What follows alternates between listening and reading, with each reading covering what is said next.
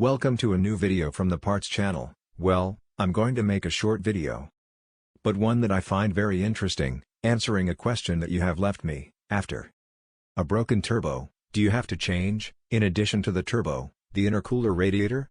Let's see. There are many manufacturers that recommend changing it, not only because it floods with oil. Because that oil can be clean, the problem is that you have to see how the turbo breaks. You always have to check it. What you see here is a turbo that has burst, and this is the compressor propeller. If you look here, pieces of steel are missing, because these blades are made of steel. Then, when they hit the turbo shell, pieces of material have been lost, and that material, in this case, was in the intercooler. We were doing several cleanings and parts of the blades were coming out, and of course, a larger piece is missing here. It did not come out, and we suspect that it had remained inside the intercooler. In this case it is preferable not to take risks, because I already said that the piece that was missing here, a piece of metal, here was missing part of the stud, screw. And in addition to missing part of the stud, a nut was also missing, and it did not appear anywhere.